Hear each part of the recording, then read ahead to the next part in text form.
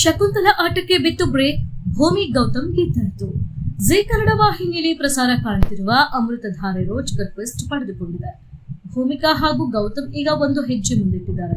ಶಕುಂತಲಾ ಹಾಗೂ ಜಯದೇವ್ಗೆ ಹಿನ್ನಡೆ ಆಗ್ತಾ ಇದ್ರೆ ಗೌತಮ್ ಕುಟುಂಬ ಬೆಳೆಯುತ್ತಲೇ ಇದೆ. ಶಕುಂತಲಾ ಆಟಕ್ಕೆ ಸದ್ಯ ಬ್ರೇಕ್ ಬಿದ್ದಂತಾಗಿದೆ.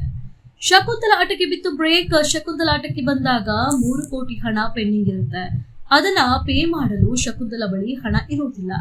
ಆಗ ಅವಳ ಸುತ್ತ ಇದ್ದ ಗೆಳತಿಯರು ಈ ಬಗ್ಗೆ ಕೊಂಕು ಮಾತನಾಡಿದ್ದಾರೆ. ಶಕುಂತಲಾ ಗೆಳತಿ ತಾನೇ ಹಣವನ್ನ ಪೇ ಮಾಡುವುದಾಗಿ ಹೇಳ್ತಾಳೆ. ಶಕುಂತಲಾಗೆ ಆ ಸಮಯದಲ್ಲಿ ಅತ್ಯಂತ ಮುಜುಗರವೂ ಆಗುತ್ತೆ.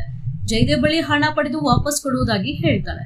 ಶಕುಂತಲಾ ಜಯದೇವ್ ಬಳಿ ಬಂದು ಚೆಕ್ಗೆ ಸಹಿ ಹಾಕಲು ಹೇಳಿದ್ದಾಳೆ. ಹಣವನ್ನ ಕಳೆದುಕೊಂಡೆ 3 ಕೋಟಿ ಬೇಕು ಅಂತ ಹೇಳಿದ್ದಾಳೆ. ಅದಕ್ಕೆ ಜಯದೇವ್ ಶಾಕ್ ಆಗಿದ್ದಾನೆ. 3 ಕೋಟಿಯನ್ನ 3,000 ತರ ಕೇಳ್ತಿದೀಯಲ್ಲ ಅಂತ ಹೇಳಿದ್ದಾನೆ. ಇದರಿಂದ ಕೋಪಗೊಂಡ ಶಕುಂತಲಾ ಗೌತಮ್ಗೂ ನಿನ್ಗೂ ಎಷ್ಟು ವ್ಯತ್ಯಾಸ ಇದೆ ನೋಡು ಅಂತ ಹೇಳಿದ್ದಾಳೆ. ಇದು ಜಯದೇವ್ಗೆ ಕೋಪ ಬರುವಂತೆ ಮಾಡಿದೆ. ಶಕುಂತಲಾಳಿಗೆ ಏಕವಚನ ಬಳಸಿ ಗಟ್ಟಿಯಾಗಿ ಹೆಡೆಮುರಿ ಕೊಟ್ಟು ನನ್ನ ಮುಂದೆಯೇ ನನ್ನ ಶತ್ರು ಹೊಗಳುತ್ತೀಯಾ ಅಂತ ಹೆತ್ತ ತಾಯಿಯನ್ನೇ ಮನೆಯಿಂದ ಆಚೆ ಹಾಕಿದ್ದಾನೆ ಜಯದೇವ್. ಕೆಡಿಜೆಡಿಯ ಅಟ್ಟಹಾಸಕ್ಕೆ ನಲುಗಿ ಕಣ್ಣೀರಿಟ್ಟಿದ್ದಾಳೆ ಶಕುಂತಲಾ. ಗೆದ್ದು ಬೇಗಿದ ಭೂಮಿ ಜೋಡಿ. ಇತ್ತ ಭೂಮಿಕಾ ಹಾಗೂ ಗೌತಮ್ ಒಂದು ಹೆಜ್ಜೆ ಮುಂದಿಟ್ಟಿದ್ದಾರೆ. ಎನ್ಮುಂದೆ ಸ್ಕೂಲ್ ಜವಾಬ್ದಾರಿ ಭೂಮಿಕಾ, ಗೌತಮ್ ಹೊಣೆ ಹೊತ್ತಿದ್ದಾರೆ. ಈ ಬಗ್ಗೆ ಮಾಧ್ಯಮಗಳಲ್ಲಿಯೂ ಪ್ರಸಾರ ಆಗಿದೆ. ಭೂಮಿಕಾ ಗೌತಮ್ ನಡೆ ಶಕುಂತಲಾಳಿಗೂ ಸಖತ್ ಶಾಕ್ ಆಗಿದೆ.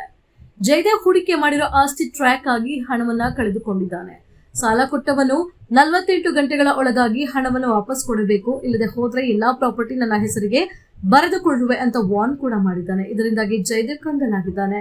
ಗೌತಮ್ ಮತ್ತೆ ಶಕುಂತಲಾಗೆ ಆಶ್ರಯ ನೀಡಬಹುದು. ಲಕ್ಷ್ಮೀಕಾಂತ್ಗೆ ಆದಂತೆ ಶಕುಂತಲಾಗೂ ಕೂಡ ಜ್ಞಾನೋದಯವಾದ್ರೂ ಆಗಬಹುದು. ಹಾಗೊಂದು ವೇಳೆ ಶಕುಂತಲಾ ನಿಜಕ್ಕೂ ಗೌತಮ್ ಬಳಿ ಹೋದ್ರೆ ಜಯದೇವ್ ಸುಮ್ಮನೆ ಇರ್ತಾನ ಅನ್ನೋದು ಪ್ರೇಕ್ಷಕರಲ್ಲಿ ಇರುವಂತಹ ಕುತೂಹಲವಾಗಿದೆ.